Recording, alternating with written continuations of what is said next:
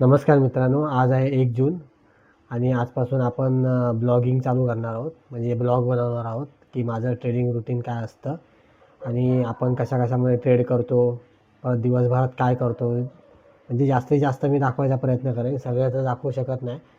पण मी ट्राय करेन, की मी मोस्ट ऑफ दाखवीन, की माझ्या ट्रेडिंग रूटीनमध्ये मी काय करतो, कुठे ट्रेड घेतो, ट्रेडमागचं लॉजिक आणि आजपासून आपण दोन्ही सेगमेंटमध्ये ट्रेड करणार आहोत. जसं की तुम्हाला माहिती आहे आपण स्टॉकमध्ये इक्विटीमध्ये ट्रेडिंग करत होतो. लास्ट मंथमध्ये केलं होतं. तर या महिन्यापासून आपण निफ्टीमध्ये पण ट्रेड करणार आहोत आणि स्टॉक्समध्ये पण करणार आहोत. फक्त एक चेंज आहे की आपण डेली ट्रेड नाही करणार. जेव्हा म्हणजे जास्त कन्फर्मेशन असेल ट्रेडमध्ये तेव्हाच घेणार आहोत. आपला इतक्या वर्षानंतर मला आता कळालं आहे की डेली ट्रेड करून फायदा नाही. कधी कधीच ट्रेड घेतला पाहिजे. सेटअप जेव्हा चांगला असेल, मार्केट जेव्हा चांगलं असेल तेव्हाच. तर हा महिना आपण बघू की आपण डेली ट्रेड न करता आपण प्रॉफिटमध्ये राहतो की लॉसमध्ये. तर या महिन्यामध्ये आपल्याला बघायला भेटेल. आणि आपण आपलं कॅपिटल होतं 1 लाखाचं, तर आपण ते डिवाईड केलं आहे. तर 70,000 आपण स्टॉक्समध्ये ठेवलं आहे इक्विटी ट्रेडिंगसाठी आणि 30,000 निफ्टीच्या ट्रेडिंगसाठी, ऑप्शन ट्रेडिंग. तर बघूया आपल्याला काय रिझल्ट भेटतो ते तुम्हाला अपडेट करतो. आता सेटअप आपलं रेडी करून घेतलं आहे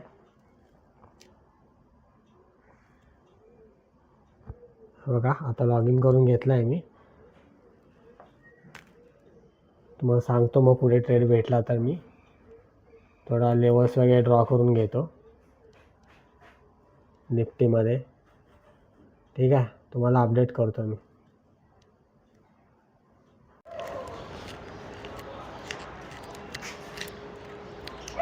मित्रांनो, आता 11 वाजायला आले तरी आपल्याला अजून ट्रेड भेटला नाही आहे. मार्केट पूर्ण साईडवेज आहे.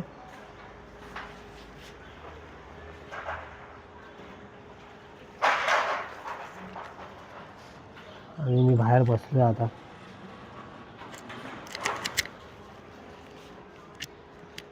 बघू आता आपल्याला किती वाजता ट्रेड भेटतो. मित्रांनो, तुमचं सेटअप बनेपर्यंत तुम्ही ट्रेड घेत नाही आणि तुम्ही सेटअपच्या समोर बसून राहता, तेव्हा तुम्ही ॲक्च्युली ट्रेडर बनत आहात असं समजा. कारण आपण मार्केट ओपन नवीन जेव्हा असतो तेव्हा मार्केट ओपन झाल्या ट्रेड घ्यायची वाट बघत असतो. पण जसं तुमचा एक्सपिरियन्स येत जातो, तुम्ही वाट बघत आहात तुमचं सेटअप बनण्याची आणि सेटअप बनल्यावरच ट्रेड घेता, तेव्हा तुम्ही ट्रेडर बनत आहात असं समजा.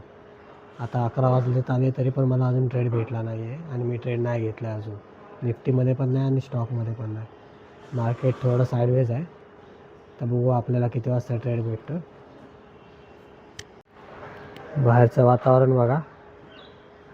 आता पावसाचं वातावरण झालेलं आणि परत आता ऊन पडलं आणि भरपूर गरम होत आहे.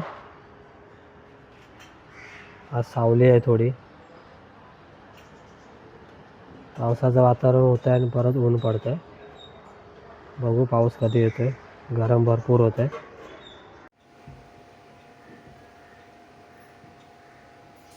तर आता 12:15 झाले आणि निफ्टी बघा, कालचा लो आणि कालचा क्लोज यामध्येच फिरतो आहे साईडवेज.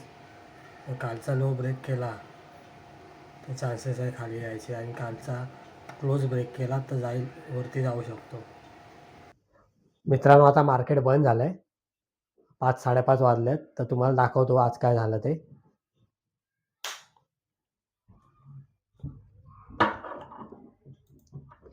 हा निफ्टीचा चार्ट आहे.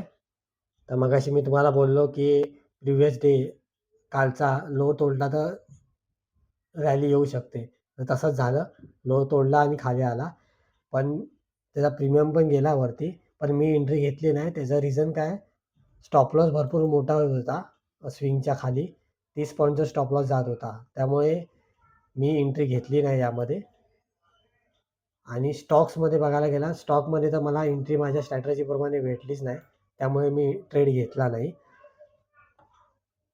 ठीक आहे, म्हणजे आज मी कोणताच ट्रेड घेतला नाही. इथे बघू शकता ऑर्डर्समध्ये ऑर्डर लावली होती, मी कॅन्सल केली. ठीक आहे, पोझिशन्समध्ये बघा. ठीक आहे, ऑर्डर आज मी ट्रेड घेतलाच नाही आहे. धनमध्ये बघा, ऑप्शन ट्रेडिंगमध्ये पण मी ट्रेड नाही घेतला आहे. ऑर्डर्समध्ये बघा.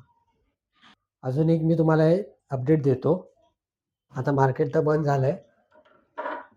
तर मी ना एक एक्झाम देतोय NISMची. हे आपलं स्टॉक मार्केटबद्दल ना एक्झाम असतात NISMच्या साईटवर. तुम्हाला माहिती नसेल तर नक्की कमेंट करा. मी त्यावर एक व्हिडिओ बनवेन. ही इक्विटी डेरिव्हेटिव्ह ट्रेडरची एक एक्झाम आहे. त्याची डेट अजून फिक्स नाही केली आहे. NISMचे असतात हे एक्झाम. भरपूर असतात एक्झाम या. तुम्हाला जी हवी ती तुम्ही देऊ शकता.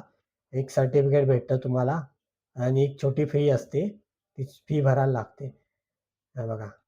आता ह्यात PDF पूर्ण असते. स्टडी मटेरियल असतं सगळं PDFमध्ये. हे तुम्हाला रीड करायला लागतात. हे बघा. आता ह्या एक्झाममध्ये ना चॅप्टर वाईज आहेत. बेसिक ऑफ डेरिव्हेटिव्ह सगळं. ऑप्शन ट्रेडिंगचे आहे. टोटल ना 10 चॅप्टर आहेत. बघा. टोटल 10 चॅप्टर आहेत. तर आजपासून मी एक एक कव्हर करणार आहे. मला वाटतं एका चॅप्टरला ना 2 दिवस तरी द्यायला लागतील. कारण फक्त ही PDF रीड करून होणार नाही आहे. PDF रीड केल्यानंतर परत YouTubeवर जाऊन ना लेक्चर्स बघायला लागतील. हे बघा चॅप्टर वाईज मार्क्स असतात. चॅप्टर वाईज हे मार्क दिले. तर आता ही PDF रीड झाल्यावरती YouTubeवर जाऊन लेक्चरचे व्हिडिओ बघायला लागतील आणि परत मग क्वेश्चन अँड आन्सर्स बघायला लागतील.